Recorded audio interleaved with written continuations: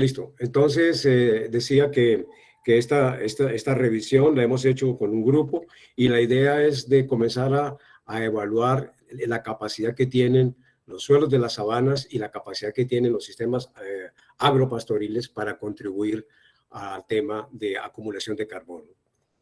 Creo que los antecedentes respecto a las sabanas tropicales son claros y creo que mucha gente ya conoce estas cifras.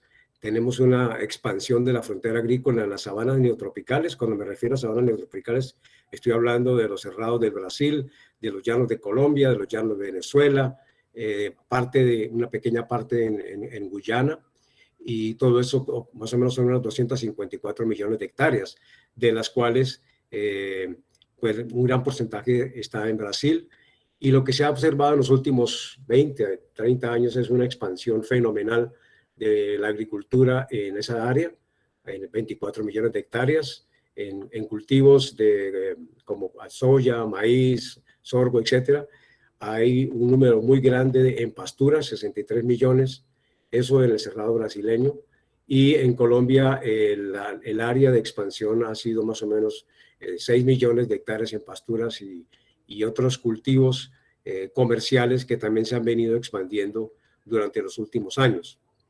Sin embargo, toda esta expansión ha conducido a problemas de degradación y esos problemas pues se reflejan mucho en pérdidas de suelo y agua, compactación, pérdidas de fertilidad y de materia orgánica y la degradación de las pasturas debido al exceso o al sobrepastoreo y a la pérdida de cobertura e invasión de malezas. Lo más importante y lo más relevante en este momento es que las pasturas y todas esas áreas son en este momento fuentes de emisiones de gases de efecto invernadero. Entonces, allí están definidos las cantidades de metano y de óxido nitroso bajo estas condiciones. Entonces, esto requiere de un manejo diferente en función de las nuevas expectativas que se están presentando en el mundo. En este momento se habla mucho de un tema que se llama agricultura regenerativa. Esa es como la meta de lo que se espera que tengamos en un futuro próximo. Y eso se refiere a que se incluyan prácticas de manejo que mejoren la salud del suelo. Y esta salud está enfocada al incremento en la capacidad de acumular carbono en el suelo. Realmente el carbono es muy importante para mejorar la fertilidad del suelo, para mejorar su actividad biológica y juega un papel fundamental en la retención de agua. Pero también es quizás uno de los fuentes, o no fuentes, pero con la capacidad de captar carbono y reducir las emisiones de CO2 y por ende mitigar el cambio climático. Dentro de esas alternativas de agricultura regenerativa están la labranza cero para cultivos anuales, en donde básicamente se hace o no se hace una remoción del suelo, entonces se evita las pérdidas de materia orgánica por oxidación. El otro paso es de la agricultura de conservación, en donde se hace cero labranza y se incluyen coberturas vivas y muertas y rotación de cultivos. Esto también para sistemas de producción de cultivos anuales. Y la otra es la diversificación de los sistemas, utilizando rotación de cultivos, sistemas agropastoriles y sistemas agro-silvopastoriles. Como mencioné, el tema de la presentación está enfocado hacia los sistemas agropastoriles y se definen básicamente como el uso de la misma área para hacer agricultura y ganadería en forma simultánea o en sucesión. Hay varios tipos de sistemas agropastoriles. Uno de ellos se utiliza para recuperar pasturas degradadas y es utilizando cultivos pioneros, como es el caso del arroz, en algunos casos maíz. Es un sistema que utilizan los ganaderos que están interesados en recuperar sus pasturas. El otro es el que utilizan los productores de granos y es la rotación de soya y maíz sobre coberturas de pastos. Aquí entran los pastos como un componente de esos sistemas en sistemas de labranza de conservación. Pues en este caso, los pastos son utilizados como coberturas. El otro sistema es la rotación ya de cultivos anuales de soya y maíz, incluyendo pastos en el sistema. Esto se hace con altos insumos y se hace una utilización estratégica del pasto que viene después del cultivo del maíz durante la época seca.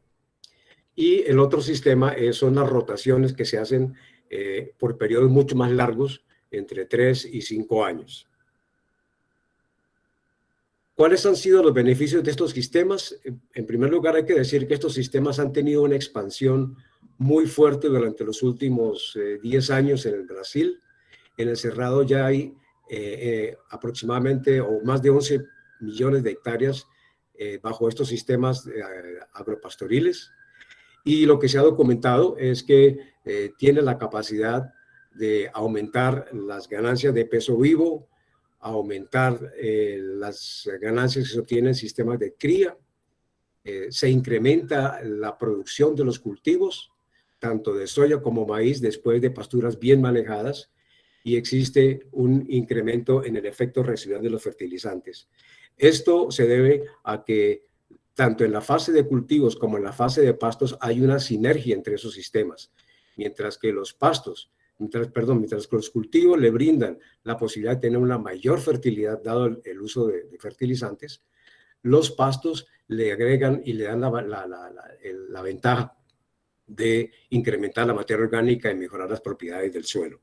Entonces, esa sinergia es la que es responsable por estos incrementos tan importantes, tanto en la producción como en el efecto residual.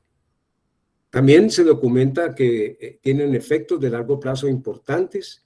Aquí están los resultados de un trabajo que se hizo en una finca en Brasil, donde el productor en el año 83, que era simplemente un productor de ganado, un productor pecuario, tenía 1.014 hectáreas sembradas en pastos y los pastos comenzaron a degradarse, tenía una carga animal de 1.1 animales por hectárea.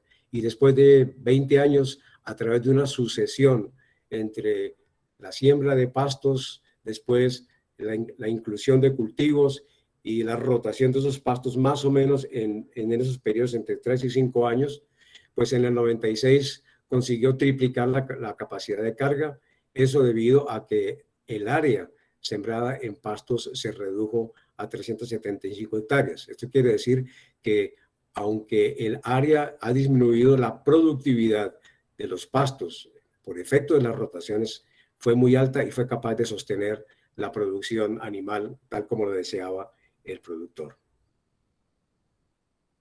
El efecto de los pastos y de las coberturas también es importante. Aquí se muestra cómo se incrementa la producción de soya en rotación con Brachiaria russiensis. Esto se ha documentado y lo que es importante es que esta cobertura ha sido pastoreada. Entonces, aquí se ve también el efecto de la pastura, del pastoreo en la producción de los cultivos. Entonces, está muy bien documentado ese efecto de los pastos sobre los cultivos. Aquí también se muestra cómo se recupera la agregación del suelo con la introducción de sistemas agropastoriles. Entonces, la primera barra que ustedes ven es la agregación que tenía el suelo en el cerrado nativo, cómo después de utilizar pastos después del cerrado, pues la agregación no cambió, pero a medida que la labranza y el uso de los cultivos continúa, pues se va perdiendo la agregación y eso contribuye a la oxidación de la materia orgánica.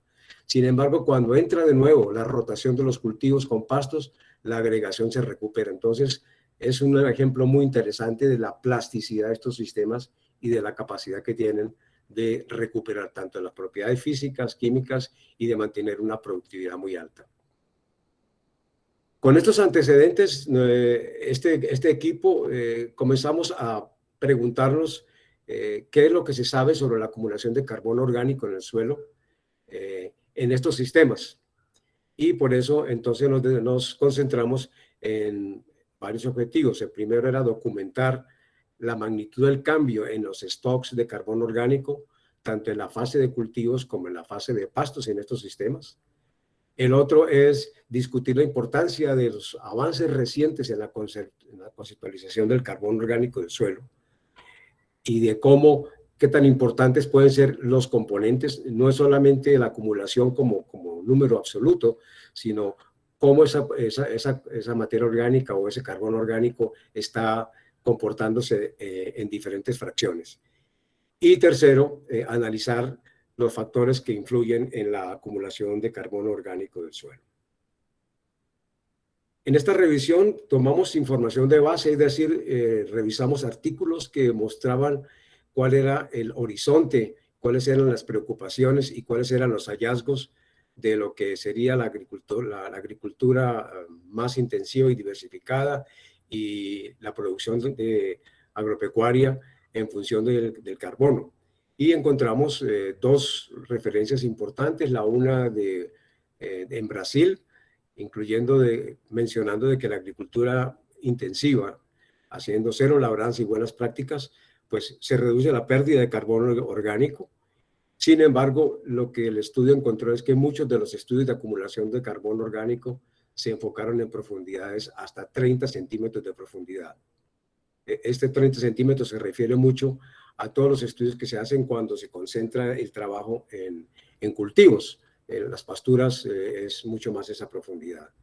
Y el otro artículo que es un referente importante es el de Fisher en el 2007, donde se menciona que la producción primaria neta, tanto de la parte aérea como la radicular, y la salud de las pasturas son componentes claves en la acumulación de carbono. Además, encontraban que las pasturas degradadas en general tienen stocks o almacenamiento poco diferentes de la vegetación nativa que reemplazan. Entonces, esta fue como el punto de referencia, el punto de partida para esta revisión. Algo que es importante diferenciar es lo que llamamos acumulación de carbono y secuestro de carbono. Mucha gente y muchos investigadores hablan de secuestro de carbono. Nosotros estamos hablando en primer lugar de carbono acumulado, y es todo ese carbono orgánico que incluye las fracciones gruesas y que se acumula en los primeros 0 a 100 centímetros de suelo. En tanto que el carbono secuestrado es el carbono que está estabilizado y que está asociado con las fracciones finas del suelo, o sea, el limo y la arcilla, y que la dinámica de ese carbono acumulado lleva a que en periodos largos de tiempo el carbono acumulado puede moverse gradualmente hacia las fracciones más estables. Entonces, aquí creo que queda claro la diferencia entre las tres, entre estas, por lo menos entre las dos, entre carbono acumulado y carbono secuestrado, y que nosotros estamos concentrados en esta revisión en evaluar el carbono acumulado como el gran componente y evaluante. Vamos también a mencionar un poco sobre la fracción que está asociada al carbono secuestrado. ¿Cómo ocurre el proceso de acumulación de carbono? Esta es una figura de cortesía de Raúl, donde de una manera muy simple intenta ilustrar cómo se acumula el carbono en las fracciones que vamos a mencionar más adelante. Y definitivamente, pues los tres grandes pools en este proceso, pues está la biomasa aérea, la cual está influenciada por factores de manejo de suelo, la textura, la humedad, y que de esa biomasa aérea pues hay una reducción de biomasa debido al consumo o a la cosecha, dependiendo si estamos hablando de la fase animal o de la fase de las pasturas. Lo que queda es un componente muy importante que es el litter de los residuos, tanto aéreos como subterráneos, que también son expuestos, particularmente los residuos aéreos están expuestos a procesos de oxidación y de pérdida por efecto de la actividad microbiana, actividad animal. Lo mismo pasa con la biomasa radicular, que también tiene pérdidas. Y lo que queda después de todo eso es carbono orgánico que se acumula en diferentes fracciones. Ahora sí, teniendo claro que existen esas formas de acumular carbono, aquí tenemos los resultados de la revisión en donde se muestran cuáles son las tasas de acumulación de carbono orgánico bajo varios sistemas de manejo. Aquí vemos, estamos de la parte superior, están los cerrados de Brasil y abajo los llanos de Colombia. En los cerrados de Brasil, Carvalho documentó el efecto del manejo sobre la acumulación de carbono en megagramos por hectárea por año. Y ustedes observan que en la pastura degradada hay una pérdida de materia de carbono orgánico, que también existe esa misma pérdida con cultivos continuos bajo el manejo convencional. El manejo convencional en cultivos es la siembra o la preparación del suelo, y esa preparación del suelo conduce a la desagregación del suelo y a la pérdida de materia orgánica por oxidación. Entonces hay esa pérdida. Sin embargo, si ustedes observan, la rotación de esos cultivos con pastos, o sea, en sistemas agropastoriles, el balance es positivo, o sea, hay una alta acumulación de carbono por año. Las tasas de acumulación son positivas y son muy buenas. Una condición también interesante es lo que se muestra en los llanos de Colombia, donde se muestra cómo se ocurre esta acumulación de carbono en la pastura de braquiera humidícola sola y asociada con leguminosas. Y es bien importante documentar que el efecto de las leguminosas en la acumulación, en las tasas de acumulación de carbono. Entonces, aquí muestra claramente que el nitrógeno que suministran las leguminosas es muy importante para estimular esas tasas de acumulación, dado que pues, el nitrógeno es un elemento limitante y las leguminosas son quizás la mejor forma de suplir esa deficiencia. Ese carbono que se acumula, que se mostró en la gráfica anterior, que se acumula bajo la pastura sola y asociada, se distribuye en el perfil. Esta gráfica o esta tabla es importante porque muestra claramente cómo tanto la gramínea pura como la gramínea asociada consigue acumular carbono en las diferentes capas del suelo. O sea, aquí muestra y documenta perfectamente bien la capacidad que tienen las pasturas de acumular carbono en profundidad. Y por supuesto lo que se ve claramente es que la leguminosa en todos los perfiles del suelo favorece esa acumulación de carbono. Los investigadores en Colombia, particularmente Arango, en el 2020 hizo un trabajo bastante exhaustivo identificando pasturas bajo diferentes manejos en la altillanura colombiana y documentando en el perfil de 0 a 100 cuál es la cantidad o el potencial de almacenamiento que tienen estas pasturas de acumular carbono. Y lo que encontró es que estas tienen una capacidad que varía entre 43 y 135 megagramos por hectárea, dependiendo de la textura del suelo. Más adelante vamos a entender un poquito mejor cuál es la importancia de la textura del suelo, pero lo que muestra es que es un rango muy amplio que depende de las condiciones del suelo y también de las condiciones ambientales. Ok, teniendo ya más o menos claro de que las pasturas acumulan carbono y de que las tasas de acumulación son mejores en la fase de pasturas, tanto en pasturas puras y asociadas, la siguiente pregunta era, ¿y de qué manera o en qué forma se acumula ese carbono? Entonces, lo que hemos encontrado en esta revisión que hicimos es que el carbono se puede separar básicamente en dos fracciones. Hay muchas otras, depende mucho del método de análisis que se haga, pero las últimas aproximaciones le dan mucho énfasis a estos dos tipos de carbono. El uno es el carbono orgánico particulado, o POM, que es un carbono que es muy dinámico, que tiene fracciones que están en descomposición en forma parcial. Como ustedes ven en esa gráfica, lo que se ve, la parte oscura son los agregados del suelo, y lo que se muestra es que esa materia orgánica particulada está entre los agregados del suelo y dentro de los agregados del suelo. Entonces, allí ese carbono se mantiene y es capaz de mantenerse hasta cuando las condiciones y la agregación del suelo cambian. Este carbono es relativamente vulnerable al manejo, y una cosa interesante es que tiene una relación carbono-nitrógeno más alta, o sea, la cantidad de nitrógeno es menor, y eso hace que las tasas de descomposición sean mucho más lentas.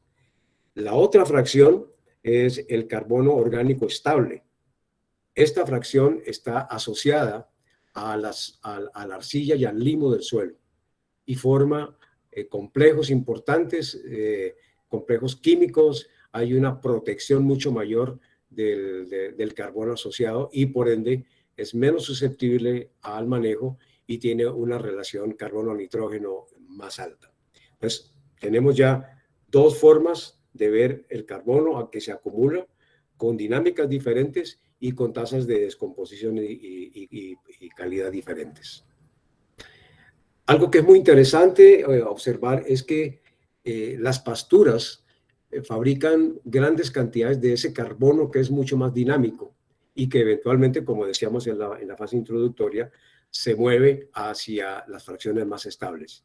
Aquí tenemos un trabajo de un colega en Brasil en donde comparó el carbono orgánico total, cuánto de ese carbono es el carbono particulado, el más dinámico, cuánto es del más estable y cuál es la proporción entre de ese carbono particulado frente al carbono total.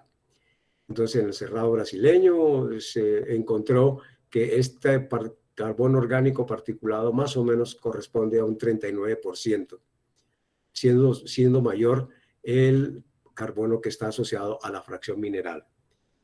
Cuando se hace labranza cero, que es ya un paso adelante en la preparación de los sistemas, pues la relación del carbono particulado es menor debido a que la cantidad de carbono particulado por efecto del mismo manejo disminuye. Y que cuando se incluyen pastos, ustedes observan primero que aunque no aparece ningún incremento sustancial en el carbono total, la cantidad de carbono particulado aumentó significativamente. Entonces, encontró que el carbono particulado, pues, es el 48% de todo el carbono total que estaba presente en el suelo. Entonces, esto da una muy buena indicación de que las pasturas tienen un papel muy importante en suministrar al suelo formas dinámicas y diferentes de carbono. ¿Cuáles son esos factores que afectan las tasas de acumulación o en general la tasa o la capacidad de retener o de almacenar carbono? Hay varias estrategias o varios factores. Uno son las características de las gramíneas, la biomasa radicular y factores como su tasa de descomposición, especialmente en las capas profundas. El otro, como hablábamos, es la textura y la mineralogía del suelo. Un factor importante es el manejo de la pastura y uno finalmente es la disponibilidad de nutrientes. Entonces vamos a revisar muy rápidamente ejemplos de cómo estos factores han influenciado o influyen en la acumulación de carbono.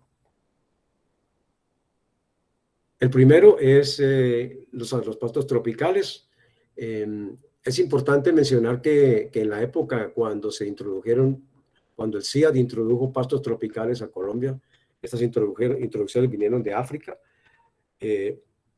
Muchas de las gramíneas que fueron promisorias, que fueron seleccionadas, además de tener esa capacidad de producir mucho forraje, de ser tolerantes a condiciones de seca, traían ya incluido este aspecto de tener una biomasa radicular muy grande, muy importante. En algunos casos se calcula que esa biomasa radicular puede variar entre 6 y 10 toneladas de raíces por hectárea. Entonces, es un atributo muy importante. Allí ustedes observan, en el caso de Brachyres dictoneura, la biomasa radicular varió entre 2.82 a 9.47, de acuerdo con las observaciones hechas por el profesor Rao, y mientras que en la sabana nativa los valores fueron de 0.78 a 2.66, entonces mostrando una gran diferencia en la biomasa radicular entre la sabana nativa y las pasturas mejoradas. Entonces, ese es un atributo importante que conduciría a la acumulación de carbono debido a la mayor producción de biomasa radicular de las gramíneas. El otro factor importante son las tasas de descomposición. En general, las tasas de descomposición de las raíces son más bajas debido a que tienen una relación carbono-nitrógeno más alta y además tienen mayores contenidos de lignina. Estos valores, de acuerdo a las observaciones hechas por algunos investigadores, se incrementan con la profundidad. Otros factores que incluyen o que afectan la profundidad y la densidad radicular es la fertilidad del suelo, o sea, si estos sistemas se manejan con adición de fertilizantes o en su defecto, en el caso de sistemas agropastoriles, se incluyen cultivos que proveen la fertilidad, pues esto en cierta forma resuelve las deficiencias que puedan presentarse. Y lo otro es la disponibilidad de agua y el pastoreo. Especialmente el pastoreo tiene un efecto muy importante en estos atributos. Aquí tenemos los atributos de las raíces de Brachiaria dictoneura sola y asociada comparados contra la sabana nativa. Entonces tenemos, en términos de productividad primaria neta, se compara la sabana con 12.5, mientras que en el caso de Brachiaria dictoneura, pues prácticamente casi se triplica esa capacidad de producción primaria neta por la actividad y la dinámica misma de las raíces. Lo mismo, las tasas de reposición son mucho más altas en las pasturas y mejoran también, aunque no en forma significativa, cuando están asociadas. Y las adiciones del carbono son correspondientes a esta mayor actividad y producción de raíces y tasas de reemplazo cuando consideramos a la Brachiaria dictoneura y la asociada con leguminosas en comparación con las sabanas. Entonces aquí se muestra claramente que el efecto tanto de la producción como de la calidad, si se quiere, y la capacidad de regeneración que tienen las pasturas frente a los sistemas nativos.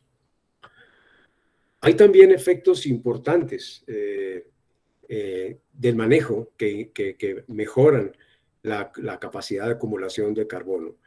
Este trabajo fue hecho por un colega brasileño, utilizó un modelo, el modelo Dayscent, para poder estimar en el largo plazo cuál sería el efecto de la fertilización y de la integración con sistemas agropastoriles sobre las tasas de acumulación de carbono. Y el trabajo de modelación concluyó que la fertilización anual de pasturas tiene la posibilidad de incrementar las tasas de acumulación de carbono en 0.95 megagramos por hectárea por año. Que la rotación de cultivos y de pastos cada 2 años incrementa también, aunque en menores cantidades, las tasas de acumulación. Y que la adopción de sistemas más intensivos y diversificados, además de incrementar la producción o las tasas de acumulación de carbono, también incrementan el ingreso anual. O sea que aquí el modelo también permitió observar que tenemos una complementariedad, no solamente entre la capacidad de acumular carbono que tienen estos sistemas diversificados e integrados, sino también en su rentabilidad. Y es obvio porque, pues, en este caso, la rentabilidad es complementaria entre la producción de los cultivos y la producción animal.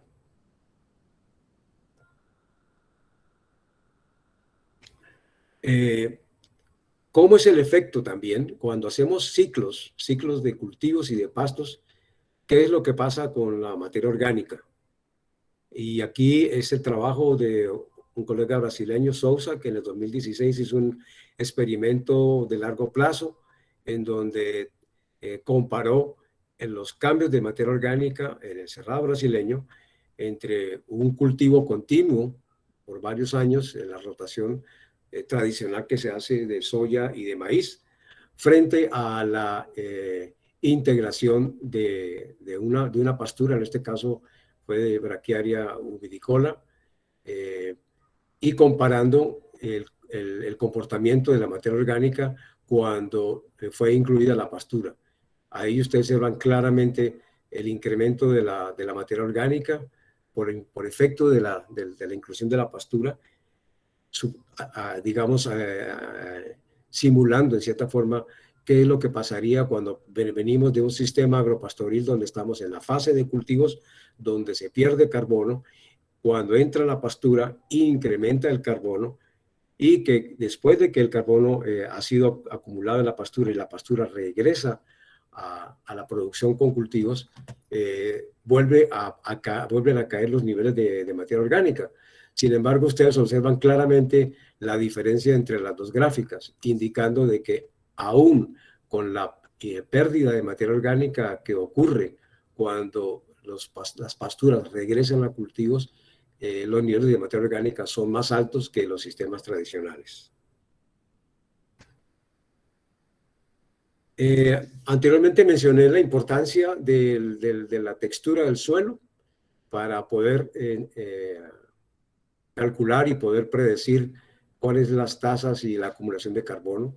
Y aquí hay un ejemplo tomado también de la literatura del trabajo de un grupo de colegas brasileños, donde comparó esas tasas de acumulación en 4 sitios.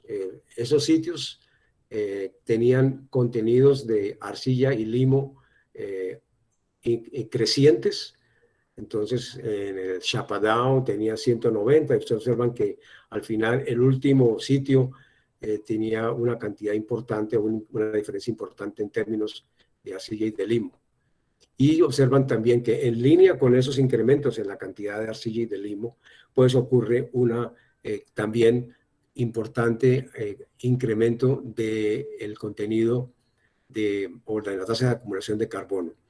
Esto básicamente se debe a que la materia orgánica tiende a estabilizarse con estas fracciones finas del suelo.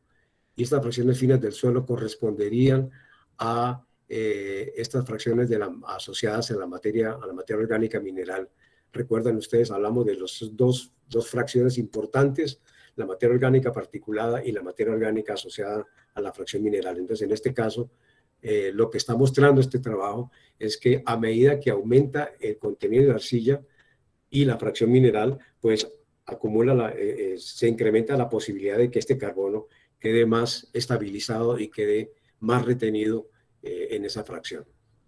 La otra característica importante de nuestros suelos, sobre los suelos de los llanos de Colombia y del Cerrado de Brasil, es que tienen cantidades muy grandes de óxidos de hierro y aluminio, que en términos de materia orgánica son importantes porque contribuyen a la estabilización de esa materia orgánica, debido a que ellos tienen un papel importante en fortalecer la agregación del suelo.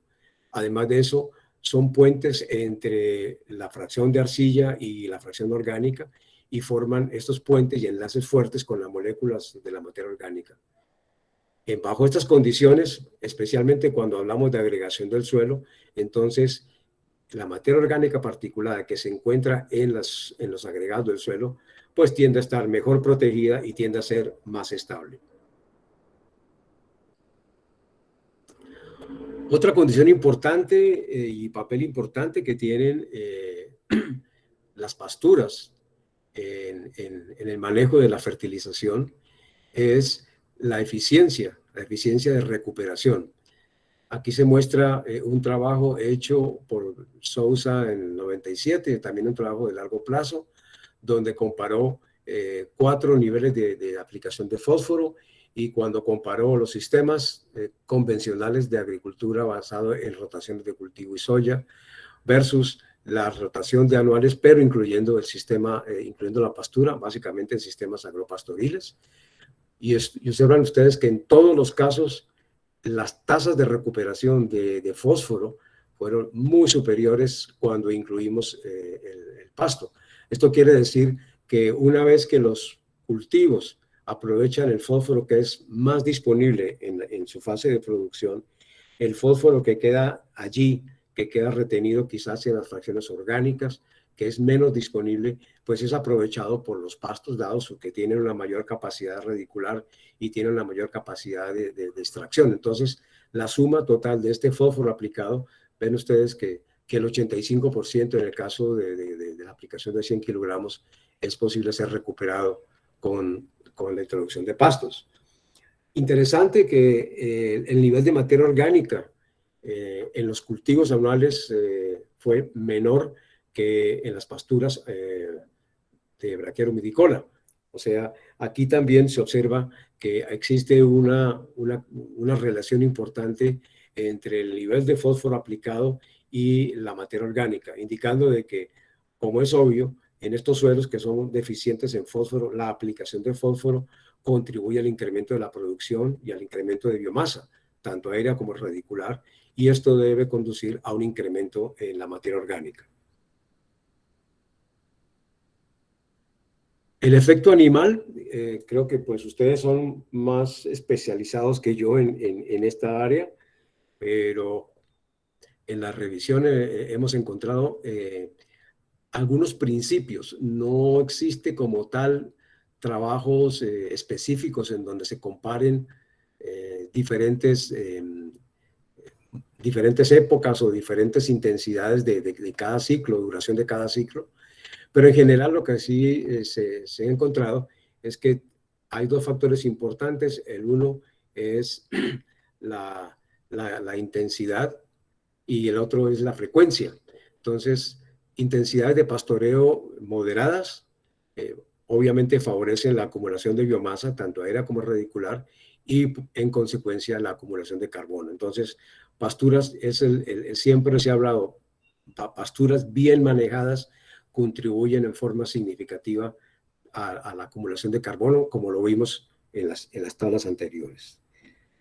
El efecto contrario, el sobrepastoreo, que ocurre cuando las pasturas se degradan, pues reducen la producción de biomasa aérea y radicular y pueden reducir hasta en un 25% el carbono orgánico del suelo en las diferentes profundidades.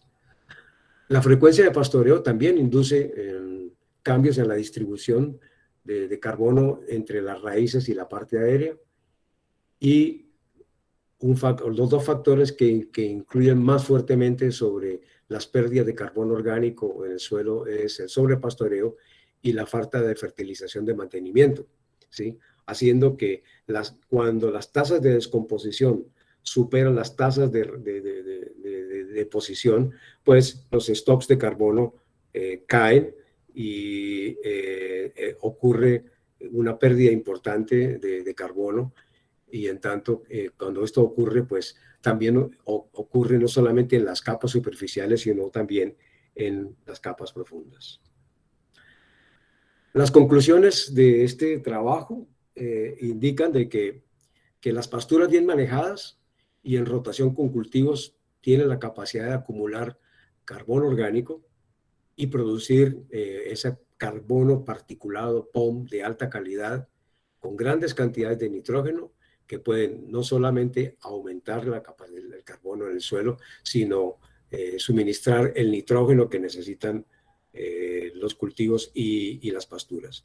Además, también tienen la capacidad de incrementar ese carbono orgánico asociado a la fracción mineral. Como se mencionó en esta revisión,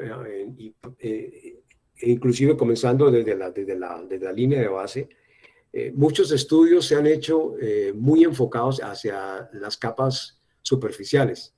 Esto debido a que están incluidos cultivos, entonces normalmente se hacen mediciones de 0 a 30 centímetros. Y lo que hemos visto en la revisión es que hay que ampliar esa profundidad, dado que las pasturas tienen una mayor profundidad radicular, tienen una producción de biomasa muy importante y tienen tasas de descomposición que contribuirían a la acumulación de carbono hasta esa profundidad. Creemos que las tasas de acumulación de carbono pueden ser muy importantes en estos pastos debido a su alta profundidad, alta producción de raíces, y que facilitan el transporte de carbono a las capas profundas del suelo, haciendo que éste sea menos susceptible a la oxidación. Esto es un atributo importante porque lo que se espera en términos de todo lo que tiene que ver con emisiones de carbono, emisiones de CO2, etcétera, es que el carbono quede protegido, quede ubicado tanto en una fracción de suelo como en profundidades que los haga menos susceptibles a la oxidación y a la pérdida del suelo. Un aspecto importante que encontramos en esta revisión es cuando se habla de niveles de equilibrio de carbono orgánico. Y lo que encontramos es que el nivel de equilibrio del carbono orgánico es mayor que lo que ocurre en los sistemas nativos. Normalmente en la literatura se utiliza como referencia el punto de equilibrio de los sistemas nativos para decir que ese es el máximo de carbono que pueden acumularse, pero lo que hemos visto y lo que hemos encontrado en la revisión es que pasturas bien manejadas y en sistemas integrados tienen un nivel de carbono mucho más alto. Sin embargo, no hay estudios de largo plazo ni en condiciones controladas y bien definidas para poder llegar a establecer cuál es ese nivel máximo. También hemos observado que hay dificultades para medir la acumulación de carbono porque los estudios a veces son de corto plazo o no tienen la cobertura espacial adecuada para poder hacer extrapolaciones del caso. Y esto lo que requeriría sería hacer estudios con sitios de referencia bien identificados y caracterizados y sometidos a mediciones y protocolos muy bien definidos, tal como lo propone Smith. Tenemos algunas brechas de conocimiento. Creo que los avances que se han hecho son suficientemente claros para decir que sí tenemos acumulación de carbonos, que las pasturas juegan un rol muy importante en esa acumulación, que tienen importantes contribuciones tanto en esa materia orgánica dinámica que contribuye a la fertilidad del suelo y también a la acumulación de carbono en las fracciones más estables. Sin embargo, todavía no tenemos muy claro cuáles son las interacciones entre el carbono orgánico particulado y el carbono asociado a la fracción mineral, en términos de su química, en términos de la reacción con los minerales y la saturación del carbono orgánico. Entonces es una brecha de conocimiento que tendrá que ser resuelta para poder completar el panorama y poder definir muy claramente cómo es la dinámica entre estas dos fracciones del carbono orgánico. También necesitamos superar las medidas que están muy concentradas en los primeros 30 centímetros. Necesitamos bajar por lo menos a 100 centímetros de profundidad para poder definir mejor las tasas de acumulación, descomposición y estabilización del carbono orgánico a estas profundidades. Y es importante también hacer más investigación para definir los factores que favorecen o afectan la acumulación de carbono, incluyendo factores como cuál es la estabilidad de ese carbono orgánico. Entonces tenemos muchos factores que todavía son materia de investigación, pero que pues en cierta forma nos dejan muy optimistas sobre la importancia y el papel que tiene el suelo para acumular carbono y puede ser manejado en este caso con sistemas pastoriles y ahora con la entrada de los sistemas agro-silvopastoriles. Quería terminar la presentación con este slide donde muestra al menos cuál es la meta de los sistemas agropastoriles, como se ha planteado en Brasil. Como ustedes ya observaron, hay 11.5 millones de estos sistemas, de hectáreas de estos sistemas, y lo que ellos están promoviendo es lo que ellos llaman producción de carne neutra. Esto quiere decir que las emisiones producto del metano entérico y del óxido nitroso que se producen en los sistemas estén compensadas por las acumulaciones de carbono. Los cálculos que ellos han hecho o están haciendo están mostrando de que es posible llegar a ese nivel, que con la cantidad de hectáreas y con la capacidad que tienen los sistemas de acumular carbono, fácilmente podrían demostrar de que se está produciendo carbono en forma inocua para el ambiente, o por lo menos que están compensando las emisiones con estas acumulaciones. Sin embargo, todavía hay mediciones y protocolos que necesitan ser validados. Algo muy importante es que, tal como se mencionó esta revisión, pues hay que ampliar las medidas a 100 centímetros de suelo, hay que hacerlo en sitios que tengan una cobertura importante, que tengan muy bien caracterizados los niveles de arcilla, la textura, dado que la textura de la capacidad de acumulación y de retención de carbono está afectada por el contenido de arcilla. Entonces, para hacer esos dominios de recomendación, tenemos que encontrar cómo se asocia eso a los diferentes tipos de suelo. Sin embargo, también se menciona de que dentro de todo este espectro de sabanas, tenemos una importante proporción de esos suelos que tienen una textura mediana que podría ser utilizada como referencia. Entonces, ahí tenemos un área bien importante para poder documentar esto. Cualquier cosa que se hace en investigación y se quiera adoptar o se quiera extrapolar, pues necesita políticas de apoyo. En el caso de Brasil ha sido claro, se han hecho programas en donde de entrada se ha propuesto a la comunidad internacional que se pueden reducir las emisiones de gases de efecto invernadero con la implementación de prácticas mejoradas, entre ellas la adopción de sistemas agro-silvopastoriles, y ya los números están mostrando de que esa adopción es importante. Es importante no solamente entre los ganaderos, sino también entre los productores de cultivos comerciales. Entonces, las dos dinámicas son distintas, pero lo que es importante del sistema es que es un sistema extremadamente flexible.